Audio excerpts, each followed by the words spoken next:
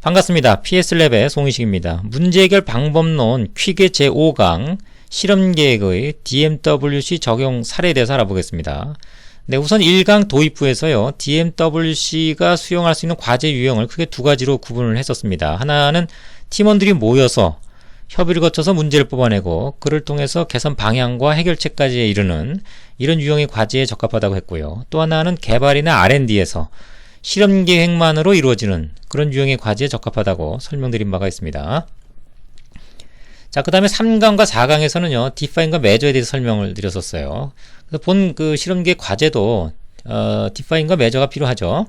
그래서 디파인은 왜 실험을 진행하는지에 대한 어떤 당위적인 설명, 또 극복하고자 하는 문제, 그 다음에 목표, 지표와 현 수준, 목표 수준 이런 것이 언급이 돼야 되고요. 또 어떻게 운영될 것인지에 대한 범위, 또 팀원, 일정 이런 것들에 대해서 기본적으로 논의를 통해 승인을 좀 받아야 되는 단계가 있죠. 그래서 과제 기술서를 한 장으로 처리하면 될 것 같습니다. 또 메저 같은 경우는 보통 기술이나 R&D 쪽에서의 지표는 좀 명확하죠. 기술적 어떤 특성을 갖고 있기 때문에. 그래서 Y의 선정이라고 하는 부분은 좀 뭐 간략하게 언급하고 넘어갈 수가 있을 것 같습니다. 그런데 현 수준은 좀 정교하게 작성을 해야 될 것 같아요. 그래서 현재 수준을 시그마 수준으로 하든 아니면 내부적으로 관리하는 매트릭을 이용하시든 현 수준 평가는 좀 고민을 명확하게 해줘야 되고요. 또 그를 기반으로 한 이제 목표를 재설정하는 것, 어느 정도 수준까지를 변경시킬 것인지. 그래서 주로 M단계에는 현 수준과 목표 재설정, 여기에 초점을 맞추면 될 것 같습니다. 뭐 장표상으로는 한 장이면 충분하지 않을까라는 생각이 드네요. 자, 이렇게 해서 D와 M단계를 한 장씩 마무리를 하고요. 핵심은 W단계가 되겠습니다. 그래서 실험은 실질적으로 이제 플랜, 두, 체크, 액트의 큰 단계를 거쳐서 진행을 하게 되겠습니다. 자, 플랜 단계에서는 세부 로드맵이 두 개가 좀 필요한데요.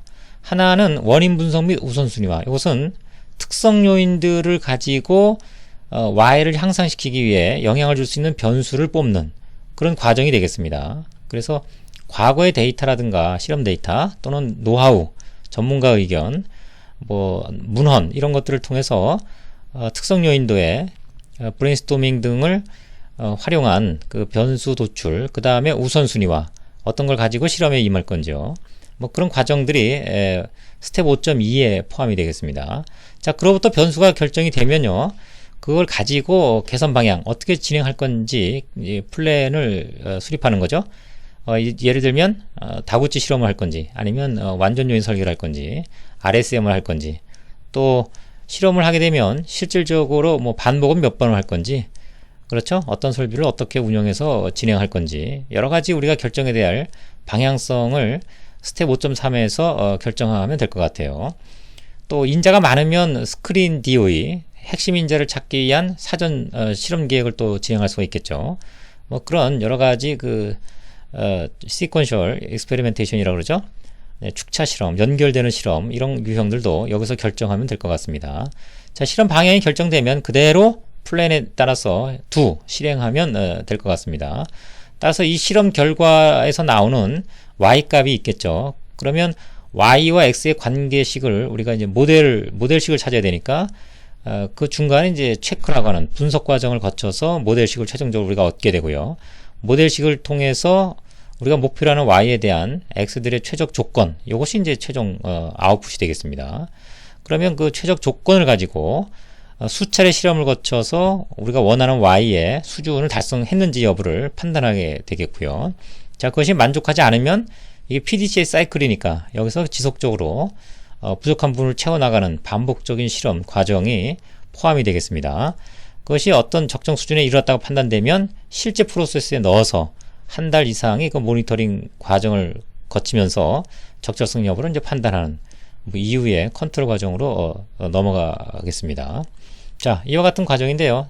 각각에 대해서 간단히 어떻게 표현하는지를 좀 보도록 하겠습니다. 교재는 147에서 166페이지에 해당되겠습니다. 그래서 첫 번째 원인 분석 및 우선순위화입니다. 도금 두께를 우리가 향상시키기 위해서 뭐 크게 첫 번째 레벨로 뭐 환경, 재료, 기구 이렇게 설정을 했고요. 브레인스토밍을 통해서 이러이러한 분들이 이런 기간 동안 각각의 인자들은 이제 도출을 했겠죠. 이제 많은 협의를 거쳐서 우리가 실질적으로 실험에 넣을 수 있는 인자를 두 개를 멀티보팅으로 뽑은 뭐 그런 가정된 사례가 되겠습니다. 근데 여기서도 이제 많은 논의가 필요합니다. 사실 이 특성 요인도는 계속해서 브레이크다운 들어가면 그 근본 원인을 분석 없이 루트 코즈를 찾을 수 있는 그런 툴이죠. 그래서 OI라고 하는 왜라고 하는 기법을 가지고 깊이 있게 파고 들어가는 그런 접근도 가능합니다. 여기서는 기본적으로 많이 알려진 정보라고 보고요.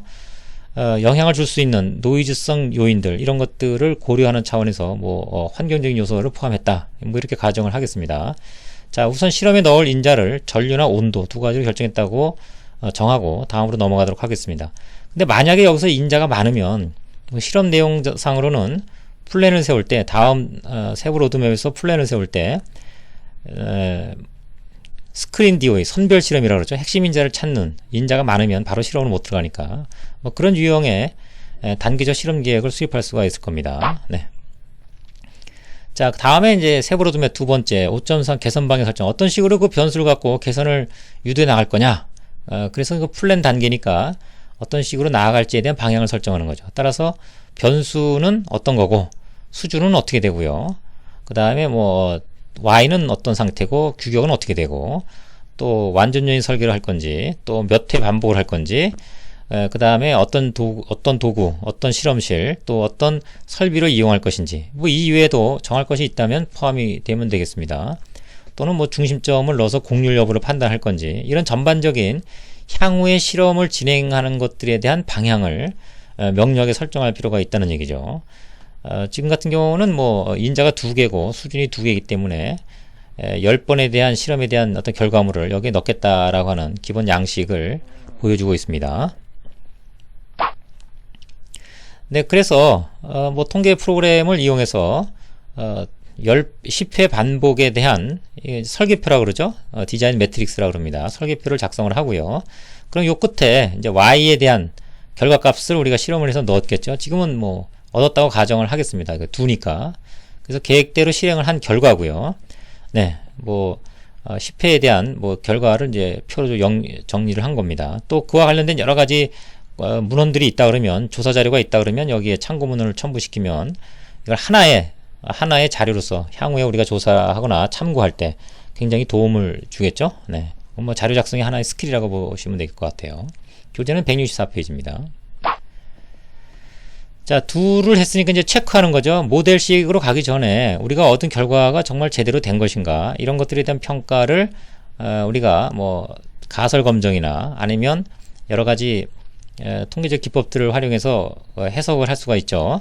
그래서 분산 분석이라든가 개별 인자들에 대한 또 블락의 유의성 여부 이런 것들을 전반적으로 해석을 하고 좀 모델식을 만들기 위해서 좀 간략화하는 이런 과정이 되겠습니다. 또 이와 같이 잔차 분석을 통해서 모델의 적합성 여부를 또 판단을 하겠죠. 그래서 정규성, 등분산성, 독립성이라고 하는 각각의 어떤 특징별 문제가 있는지 그런 것들을 좀 확인하는 체크 분석 과정으로 보여줄 수 있겠습니다. 지금 DMWC는 임프루브 단계입니다. W는 이제 A와 I를 합친다고 그랬죠. 그래서 이거는 임프루브 개념이에요. 애널라이즈 개념은 우리 플랜 단계에서 여기 있죠? 여기 하얗게 플랜 단계 플래닝을 세우는 이 과정은 이제 애널라이즈 개념이었고 실험을 실제적으로 진행하는 건 이제 임프루브 개념으로 그렇게 표시를 하고 있습니다. 자, 그것은 뭐 진행에 대한 단계를 구분하기 위해서 용이하기 위해서 표시를 했다 이렇게 보시면 되겠네요. 자, 그래서 결과 내용을 가지고 적절성 여부를 이제 판단했다고 가정을 하고 이와 같이 X와 Y의 관계식을 얻는 이게 최적 조건이죠. 그래서 이런 최적 조건의 결과값을 얻었다. 뭐 이렇게 좀 가정할 수가 있겠습니다. 그러면 이 내용을 가지고 우리가 원하는 Y값에 대한 온도나 그 다음에 전류에 대한 최적 조건을 우리가 찾을 수가 있겠죠. 자, 지금은 이제 찾았다고 가정을 하겠습니다. 25도와 4.5mA. 자, 그러면 그 내용을 가지고 우리가 반복 실험을 거쳐서요. 최적 조건에서 반복 실험을 거쳐서 우리가 원하는 바가 나오는지를 확인해야죠. 그래서 정규성을 띄는지, 그 다음에 우리 규격을 들이댔을 때 정확하게 어느 정도 레벨의 수준이 나오는지, 그리고 뭐 상황에 따라서 규격을 벗어나지 않은 하나도 안 났다. 따라서 적절하다 뭐 이런 판단을 하든가 시그마 수준으로 우리가 보통 프로세스를 넘기면 우리가 여기서 안정된 최적의 어떤 환경이죠. 자, 여기서 6시그마 수준을 달성을 해야 프로세스에 넘겼을 때 여러 변동을 감안해서 4.5가 된다. 이게 이제 이론적인 얘기죠. 그래서 사실은 이제 6시그마 수준이 나와야 되는데 상황에 따라 기술적 판단을 통해서 적절성 여부를 우리가 판단하면 될 것 같습니다. 그래서 그런 과정을 거쳐서 실질적으로 컨트롤 단계로 넘길 건지 아니면 사이클을 통해서 재반복적인 개선의 과정을 또 시행할 건지 여기서 판단하면 될 것 같습니다. 네, 이와 같이 실험 계획만으로 이루어진 유형의 과제를 DMWC로 운행을 했을 때요, 상당히 효율적으로 그 다음에 필요한 내용만 명확하게 우리가 표현하면서 목표에 이를 수 있다. 이렇게 정리할 수가 있겠습니다. 네, 다음 6강에서는요, 실험 계획을 제외한 협의를 거쳐서 문제를 도출하고 해결에 이르는 이런 각 단계별 표현법에 대해서 알아보도록 하겠습니다. 네, 여기까지 설명을 마치도록 하겠습니다. 수고하셨습니다. 감사합니다.